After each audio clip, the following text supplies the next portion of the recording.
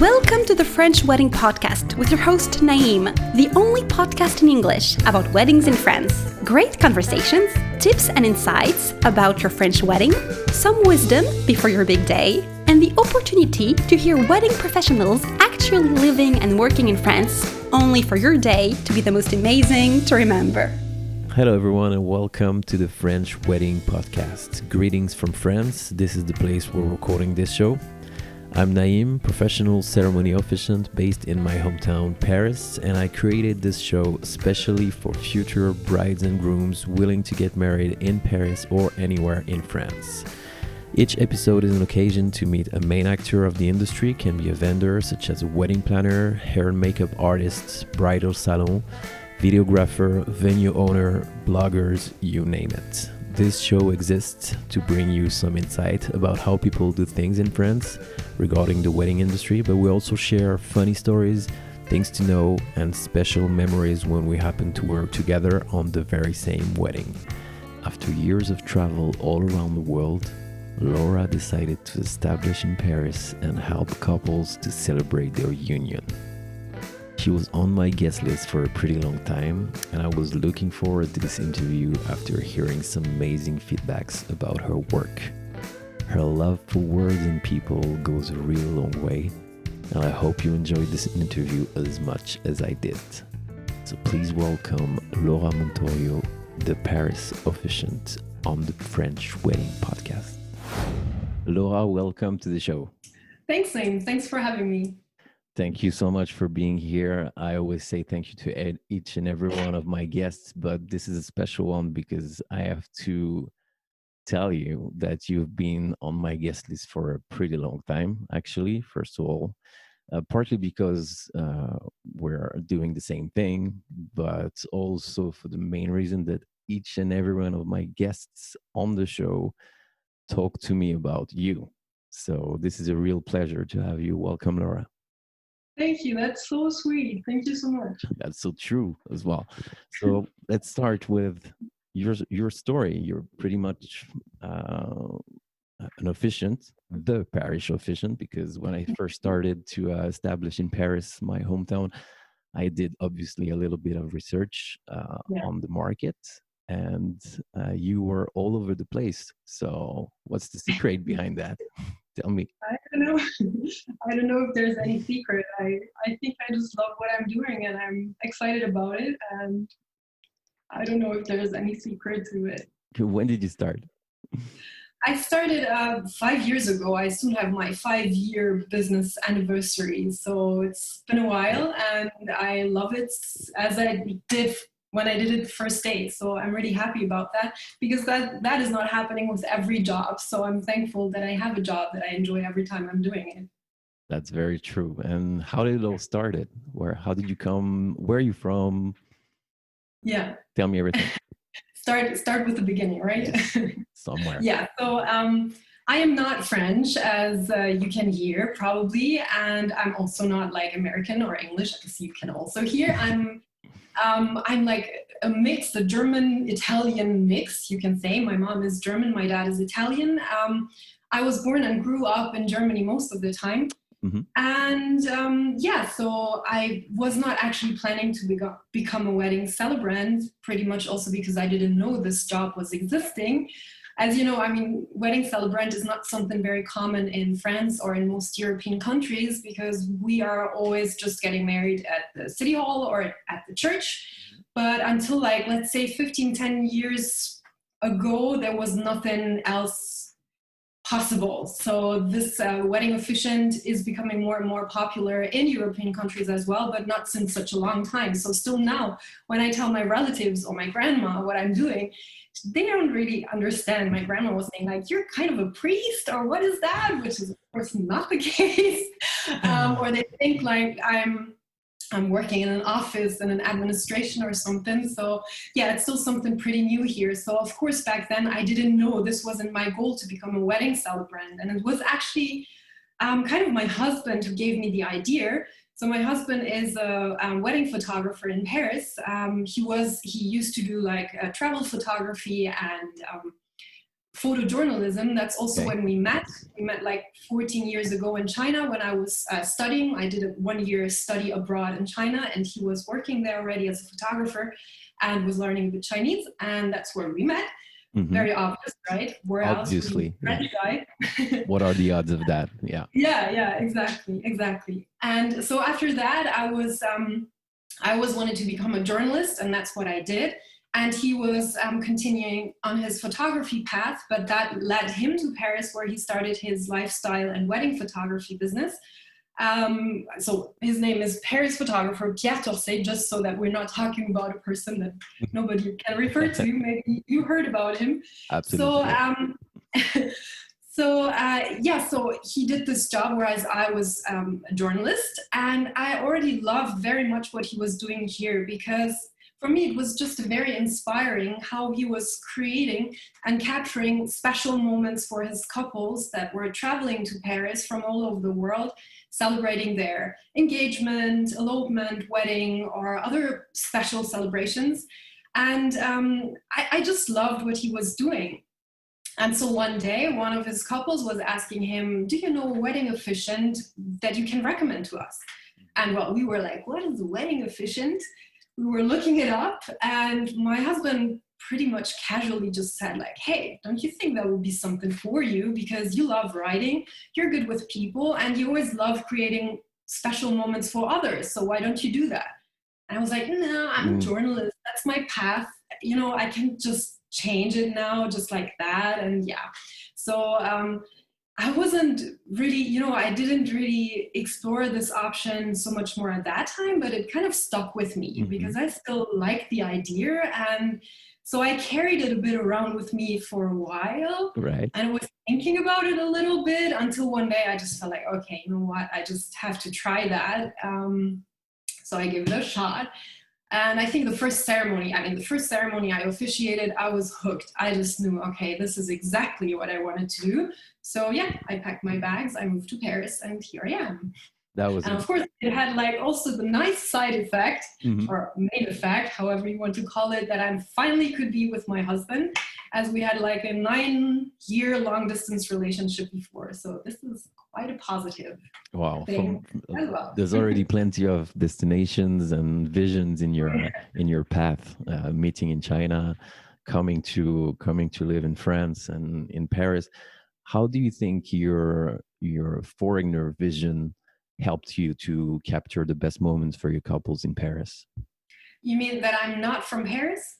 Yes. Originally?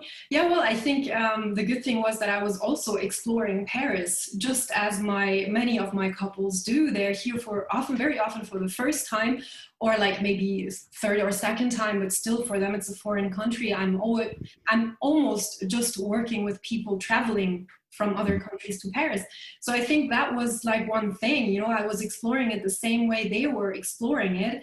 And I also know how it feels when you're not in your own country, either for living somewhere else or also getting married somewhere else. Because I didn't get married in Paris or in Germany, I got married in Japan because, I don't know, for my husband and I, we met in China, we have been traveling and working a lot in Asia. So for us, that's just our place somehow. And Japan was still on our bucket list. So we said like, well, let's elope there. So I also understand this side, you go to a country where you don't speak the language, you just love this country, you want to have a great moment there, and you have to figure that out. So I think I can very much relate to my couples in this regard. And this also helped you when you and Pierre got married in Japan, to have this experience outside your home country and find maybe some vendors to help you create these moments in Oh yeah, Japan. Totally. I mean, we had to rely on vendors there, on the photography we booked there and so on, because, well, we have never been there before. And yeah, so it's very important that you find people that you feel comfortable with and that can accompany you on your little adventure, Definitely an adventure, especially in Japan. Wow, that must be a great memory for both of you. It is. And how do you proceed? The couples, they are reaching out to you, and then what's going on? Well, we're talking a lot, I would say. I mean, most of the time via email, of course, because we have a big time difference with most of my couples. Most of my couples come from the US, from Canada, from Australia, so really the other side of the world. So the easiest way to communicate is email. We're exchanging a whole bunch of emails before. Sometimes we're going on a call, depending a bit what kind of ceremony or what kind of event they're planning. But yeah, communication is key because I want to get to know my couples. I want to create a moment for them that is really special and unique for them and personal. I don't like these, I think that's a great advantage of having a wedding celebrant officiating your wedding. It's not like at the city hall where it's a legal matter and it's a very like short and most of the time impersonal ceremony. Like it was the same for me. I had to do my civil ceremony in France to get legally married. I couldn't do that in Japan. And this thing was done in like 5 minutes. Yeah. Like the mayor came in a yellow t-shirt. I still remember that. And it was so weird, because we were like bridal gone and so on. And he was in his t-shirt and it was so quick. And he did kind of a standard thing, of course, but there's nothing like personal or romantic. So I think this is so important because that's the big opportunity that you have with a wedding celebrant or officiant ceremony, that you can make it completely yours and that it can reflect your personalities, your own vision of the world, of your relationship, and so on. So I think it's very important. That's why I want to get to know my couples as good as possible. That's the thing. Yeah, most of the time, I found out that women in general are very enthusiastic about sharing details about their relationship and how they met and everything. But the guys, it's not that they're not enthusiastic, but maybe we lack this talent of communication and maybe sharing our feelings sometimes. So, do you provide help or any guidance for couples in general, and especially for guys? I don't think it's a problem. I don't think it needs a lot of words to say much. So It is true that I made the same experience, that very often I get like, I'm sending out questionnaires to my couples to get, and I also tell them like, you can send them to me. You can send them back to me separately, so you have a little surprise on your wedding day. So very often I experience the same, like she is sending me a very long questionnaire back, and he just has a very few quick answers. It's not always the case. Sometimes it's the other way around, but it can happen. At the same time, I never felt it's a big issue. I don't want to force someone to say things he's not comfortable with. It's they share what they want to share with me, and it's my job as a professional to make a ceremony out of that. And so far, I still always could do something, even if some answers were a bit shorter. It's not a big problem. And I feel it's the same for the vows. I provide help, of course. I often tell my couple, send the vows to me before if you like to, but I don't want to change them or anything because they have to express what they are feeling. It's all about that, the ceremony.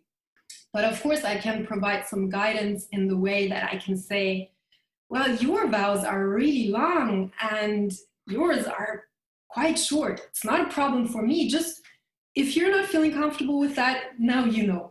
Or I can say like, well, you are very serious in your vows and you're doing a lot of jokes. Not a problem for me.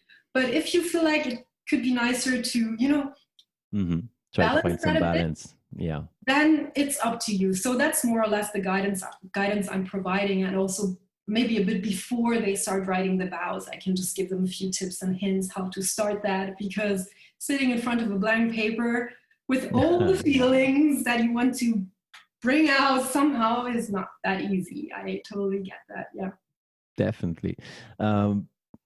You probably know that, but you're very famous in the little world of French weddings. I don't. I mean, I had guests on the show who talked a lot of good things about you. Do you feel like you're part of a big team in the industry, such as hair makeup artists, wedding officiants, wedding planners? I think we're all working together. We're all independent, but you're ending up collaborating a lot, I think, especially for the preparation of a wedding. What's your views on that? Yeah, I feel the same. I'm really very thankful that I got to meet so many great people working in the wedding industry, starting with other officiants, which I always enjoy exchanging with, but of Hmm. course, many photographers that we are Yeah. working with, makeup artists, florists, and so on and so on.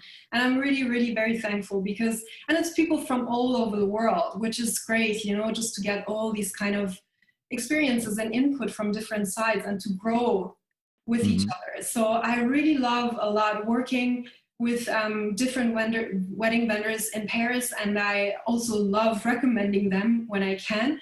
But Hmm. I, of course, also love working with my husband, which I'm doing Obviously. as often as I can. Hmm. But of course, we do have independent businesses, and we're often booked separately. And we both enjoy very much working with other vendors and recommend other vendors as well. But if it happens and we're booked together, we're very happy about it because, well, simply we know each other since a very long time. We know each other's approaches. And we're literally working side by side in our offices here back home, so we Right. can just communicate and coordinate pretty quickly and very easily, which is also, of course, great for the couples we have together because it's just a bit simpler for them. Right. And do you feel like, I mean, some people they're hiring you as an Mhm. efficient, and many times they're asking you more information, more recommendation, more stuff to know how we can do that, this and that. Do you feel like you're a wedding planner sometimes, Um, yeah, it depends. Like in a for way? weddings, for bigger weddings, they very often do have a wedding planner. But it's true, like for elopements, for smaller events like that, yes, I Hmm. I think they sometimes feel like I'm part of the Yeah. planning team. Let's say that, and Hmm. I mean, I'm happy to give them as many tips as I can and recommendations because, well, we all know very many other vendors that are doing a great job. So why shouldn't I share some names? That's no problem at all. And also, Definitely. of course, which is in what we're doing very important, that we can recommend them at what time of the day they should have their ceremony because, well, Oh yeah. elopements are outdoors in Paris most of the time, Hmm. which means evening time is not that great because it's just too busy and you still don't want to have too many other people joining your ceremony that you have never Yeah. met before. So, Hmm. like things like we should better do it in the morning, or that I can recommend them some ceremony locations depending on their taste. I mean, what kind of buildings they want to have in their background, but also if they want to have just something like super stunning, or if it's more important for them to just be more quiet and intimate and not many people around. So yeah, of course, all that. I mean, it's our job in this regard anyway, because it's the ceremony is our part. Yeah. And but of course, it has some planning or coordination qualities in this regard. Yeah, they all think that we're supposed to know, and sometimes they're like, "Yeah, of course, yeah, I need to know that, definitely."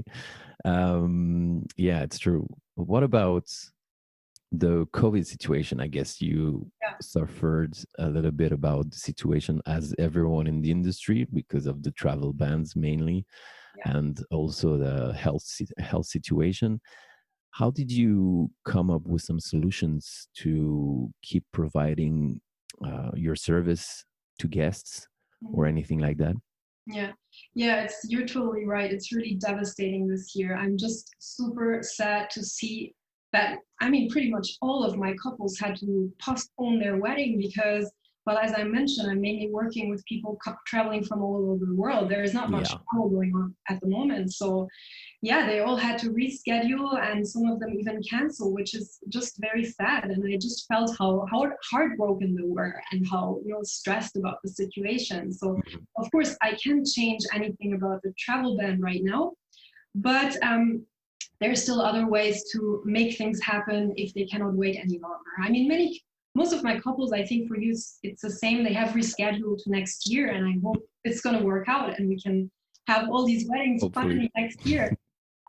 But it's true too that for some it doesn't work because they just maybe cannot reschedule to next year because they have other obligations. They cannot take holidays anymore because of their job and so on. So this happened with one of my couples. They had already Oh yeah. rescheduled once to just Hmm. later in the year, and then it was impossible again because of the travel ban.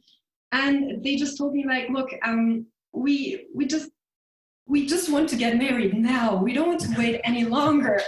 And we're just not sure if we can travel to Paris next year because we're taking on new jobs and we don't know if we can take the vacation at that time. Mm-hmm. So would you be crazy enough to officiate our ceremony via Zoom? So, oh my God. Kind of Zoom ceremonies, I heard about it before. It's pretty much you have a ceremony via video call. So either the officiant or the guests or both of them are not at the same place as the couple is, but they can be in different places. They're sharing kind of a screen. They see each other, they hear each other, but can be at different places, which is, of course, in this situation, a good solution because, absolutely, yeah. Many countries have been on a lockdown for very long. We're on a lockdown right now again. Mm-hmm. Yeah. Many people have health conditions. It happened to some of my couples too, that their relatives, some older relatives, it was just too dangerous for them to attend the wedding. And many more things like that. So it's just a great solution to still make it happen if you don't want to wait any longer, and also for couples to still have a bit of Paris for their ceremony, even if they cannot travel to Paris right here, right now. So in the beginning, I must say I was a bit skeptical because I'm very much, I want to have this personal relation, I want to see people and feel them and have them here, you know? And I wasn't sure if this is going to work over the screen. But it actually worked out pretty well. So we did it like that. We were both in a park. They were in San Francisco and Golden Gate Park in the morning because they wanted to be quiet, not many people around, as they wanted to exchange their vows, which was great. For me, it was late afternoon in Paris. I was going to Parc Monceau, which was the ceremony location that we had agreed on already before. So they could actually kind of be with me there, so to say. They had the park in the background and I was showing them around a bit in the park before we did the ceremony. So at least they had a bit of Paris there. And at the same time, the bride's mom, she passed away not so long ago. So we were including a ritual for her mom where I was laying down her favorite flower on the little bridge in Parc Monceau. So she was symbolically present with us during the ceremony, and she was also in Paris. So for the bride, it was very important. And, those were the moments where we were all crying a bit. Later on, we were laughing all together. And here I just felt like, okay, this is working. Even through the screen, we still can share emotions, which is the most important thing in a wedding ceremony. We still can share this special moment. And so, I think it worked great, and I'm happy to do it again for anyone who cannot wait anymore until next year or even later. And I actually have another Zoom ceremony booked for the end of the year where I'm going to have the sparkling Eiffel Tower in the background. Wow. I think it's a good solution, and I had the feedback too from other couples that they are considering that, because not just because of the health situation, but for some couples, it's a big dream to come to Paris, but it's not always possible. There are some restrictions, maybe their family situation, maybe their work situation, maybe their financial situation doesn't allow a big trip to Paris. So this is still an option to have a bit of Paris with you on your wedding day. I've seen this Instagram post that you presented, and I've seen the couple, and I have to say that it's a great idea, because as you say, in our mentality, pre-COVID, like as we can say, this looks a bit like a crazy, ridiculous idea. But I think in the future, many things and events and moments are going to be shared online due to the situation. So I think in this way, you're some kind of pioneer in it. And I really approve your idea. And I think this is the best thing to do. And congratulations for taking the first step, because there will be many people imitating it for sure in many others industry. You can offer to your couples too, the one who cannot travel. So as a good, that's a good situation, because as you say, we can still share emotions through the screen, even if we're not physically present. And that works. That makes sense. This is a good reaction to the situation. And the whole preparation of the ceremony was the same. It was the same, process. present to the ceremony than I would with couples who are traveling to Paris. So this remains the same, just that we cannot be at the same place, which is sad, but well, very true in our situation right now. Good. We have to adapt, I think. Yeah. And this is a great way to do it. And this situation hopefully is not going to last forever, but we will always have Paris, I think. So, Yeah, we do. is there anything that you want to share with the audience about your future plans or anything you have in mind today? Well, I think it's the same words that you just said. I hope that the situation is improving soon and that I can meet all my couples that weren't able to travel to Paris this year finally next year. I can't wait. And if not, that we'll find other solutions like this one, for example, with the Zoom ceremony or any other. I'm open for everything, you know. So yeah, I think we just need to stay positive right now, work together as much as we can, and yeah, just look forward to the better times to come and enjoy and celebrate them when they're there. Crossing finger for 2021. I cannot disagree with that. Thank you so much, Laura, for being part of the show. And where could people find you online? They can find my website, which is theparisofficiant.com. Same on Instagram or Facebook. It's the Paris Officiant. She's everywhere, guys. Don't worry. You'll find out. So I will put the website in the show notes as always. Thank you so much, Laura, and I'll see you next time, pretty sure. Thank you, Naim. Bye. Hey guys, thanks again for listening to the show today. You can find more information on our guests in the show notes, as well as my contact and my website. If you have any questions regarding your French wedding, I'm happy to help. Also, please do not hesitate to leave a review for the show. There's also a link for that. That will literally take 1 minute of your precious time and will mean the world to me. I always appreciate your support. Thank you again very much for your time and feedback. Wishing you a great day or a great night anywhere you are in the world.